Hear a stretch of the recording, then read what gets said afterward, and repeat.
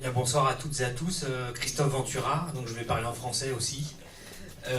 Tout d'abord, je remercie évidemment les organisateurs de m'avoir invité, en particulier Alexis Cuquier, ici présent. Alors, avant de commencer, je vais simplement préciser une chose. Moi, je suis très actif et très solidaire du plan A et du plan B, mais je vais essayer, dans mon raisonnement, de prendre quelques petits chemins de traverse pour essayer de pointer peut-être quelques orientations complémentaires ou des choses qui me semblent être des hypothèses qu'on peut discuter ensemble. Donc je vais essayer d'aller dans ce sens-là. Alors le thème aujourd'hui c'est la gauche après le Brexit. Bon, d'abord, ça a été dit beaucoup de fois, mais je résume ma pensée. Après le Brexit, c'est d'abord la fin d'une histoire. Cette histoire, c'est celle de l'Union européenne comme incarnation de l'Europe, avant toute chose. Pour la première fois, on a eu un événement tectonique, c'est la réversibilité de l'intégration européenne. Et ça, c'est quelque chose de tout à fait nouveau, historiquement. Mais avec ça, c'est un message douloureux qui est envoyé aux pères fondateurs de l'Europe. L'intégration, l'idée que l'intégration des peuples puisse être basée sur le primat du marché est morte. Littéralement morte. L'Union européenne a tué les idéaux européens. La paix, la prospérité et la démocratisation du bien-être. L'Union européenne, l'euro, on en a parlé beaucoup ici, qui est évidemment la monnaie unique, mais qui est au-delà de ça un concept, un outil de gouvernance européenne, ont tué les idéaux que proclamait l'Europe. Voici où nous en sommes aujourd'hui. Pourtant, face à cette situation, ne nous méprenons pas, Jeanne vient de le souligner dans son intervention, la réaction des oligarchies européennes ne sera pas la discussion ou ne sera pas la réouverture d'une réflexion sur un nouveau chantier européen.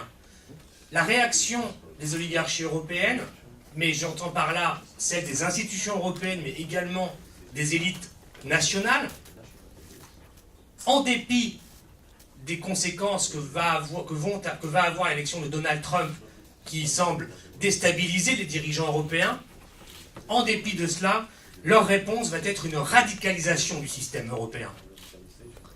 On en connaît les grands axes et les grandes orientations. On a déjà quelques éléments. Certains dirigeants européens ont parlé. Monsieur Moscovici, par exemple, ou Monsieur Juncker, ou Monsieur Schäuble. Et que voit-on arriver? Tout sera fait pour garantir la stabilité, l'intégrité et l'irréversibilité du marché unique et de la monnaie unique. Voilà ce qui se prépare. En gros, la ligne qu'incarne M. Schäuble, qui est un peu la ligne dure, va être l'Union européenne, on l'aime ou on la quitte. Voilà la ligne qui va être présentée par les dirigeants européens. Chaque pays pourra sortir s'il le souhaite. Mais il n'y aura pas de négociation sur ce qui fonde le cœur de l'alliance entre ces oligarchies européennes. Car même si elles peuvent avoir des débats entre elles, et elles en ont, sur les niveaux d'ajustement qu'elles peuvent imposer à leur société pour répondre aux exigences de la monnaie unique et des traités européens, c'est en fait le débat qu'il y a entre elles, il est de cette nature-là, il n'est pas sur la remise en cause de leur outil commun. Si ces débats existent, toutes ont intérêt à conserver leur outil commun. Et ils vont le faire. Moscovici a donné quelques pistes récemment. Il faut revoir les choses pour rassurer les peuples. Donc nous allons dire désormais stop à l'élargissement. Plus d'élargissement européen. Point 1. Point 2. Faire de l'eurozone, il a dit en anglais, the beating heart of the European Union. Le cœur battant de l'Union européenne. Avec un budget propre. Le ministre, ce qu'a expliqué Jeanne avant, qui serait redevable devant les États, mais devant le Parlement européen aussi.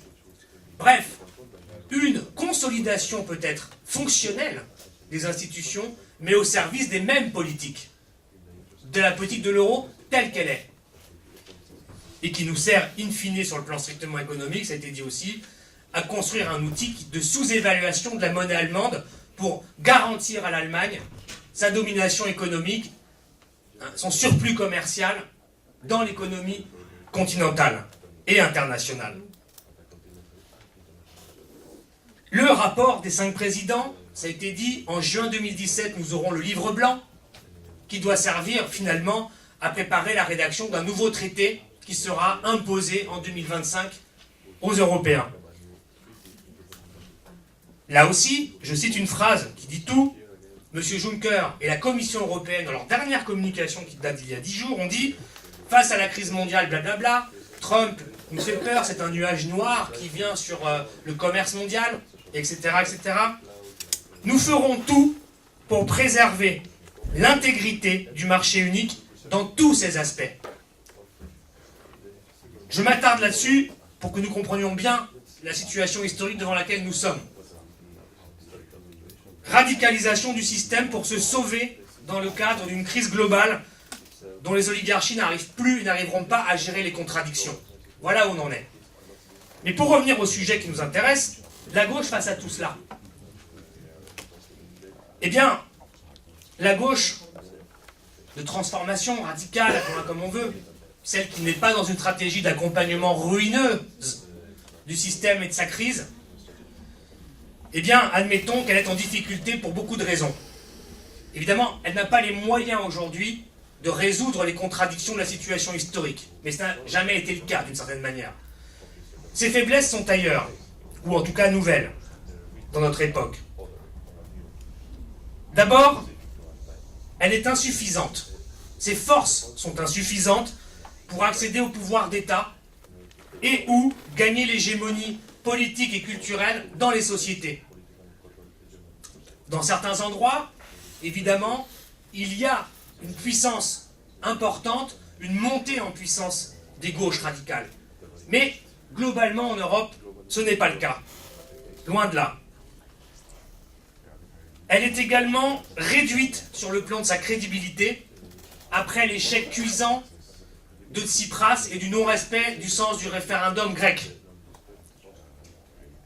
Les espoirs ont été douchés par cette défaite, et nous en payons tous le prix.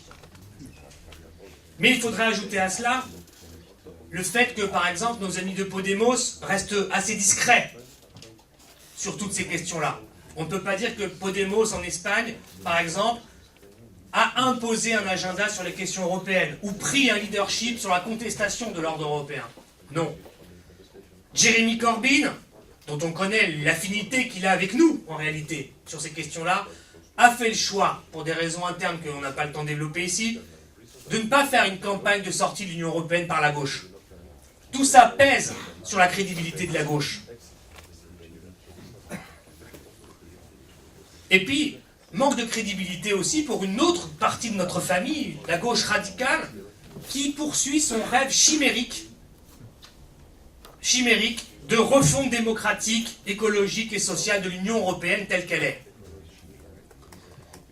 Chimérique parce que nous l'avons vu, on ne peut pas demander à un système qui a été conçu pour produire de l'austérité à échelle de masse et organiser une hiérarchie des rapports interétatiques européens autour du centre allemand. On ne peut pas demander à ce système et à ses acteurs d'être l'impulsion, ceux qui vont ordonner une mutation copernicienne pour aller vers de nouveaux modèles d'intégration régionale. C'est pour ça qu'il n'y aura jamais, comme disent certains intellectuels qui sont influents en France et que je respecte, il n'y aura jamais de transition ordonnée de la sortie de ceci ou de cela. C'est pas comme ça que ça va se passer. Nous allons devant un cycle d'affrontements radicaux. Et comme j'ai peu de temps, je vais juste pointer quelques propositions comme ça, un peu télégraphiques, vous m'en excuserez, par rapport à ces affrontements qui vont être de notre fait, du fait des peuples eux-mêmes, et du fait des élites communautaires et nationales qui auront des divergences. Le résultat n'est pas connu, n'est pas déterminé à l'avance. Mais c'est vers ça que nous allons. Quelques propositions pour terminer. Des axes tout du moins. Je pense que notre devoir est de continuer à élaborer, dans tous les espaces dont nous disposons, dont celui-là, dont le plan B, le plan A, ça a été dit, ce que serait un autre projet coopératif dont le but serait de réduire la puissance du capitalisme financier sur nos sociétés. Et l'affirmer comme cela, c'est prendre nos distances avec l'extrême droite, qui ne propose pas cela. L'extrême droite propose, nous le savons, des modifications qui visent à redonner des marges de manœuvre aux patronats nationaux dans la concurrence internationale et à discipliner le salariat.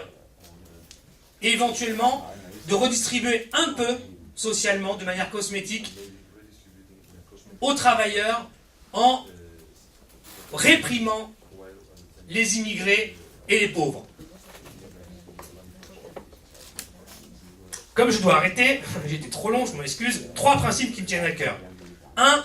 L'intégration européenne, ou disons les projets que nous devrons mettre en place, se situera entre un système qui proposera des coopérations renforcées à géométrie variable, jusqu'à des transferts de souveraineté possibles, parce que des thématiques aujourd'hui exigent des gestions collectives, le climat, l'énergie, etc., mais qui devront toujours être révocables ou contrôlables par la souveraineté populaire.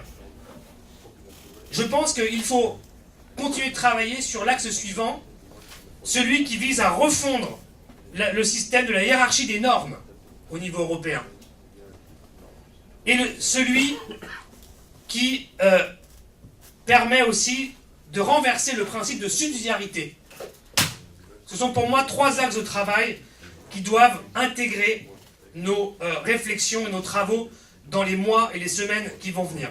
Le temps étant passé, je m'arrête là, mais j'espère au moins avoir posé ces 3 axes-là qui, à mon avis, doivent nous permettre de continuer à travailler. Merci.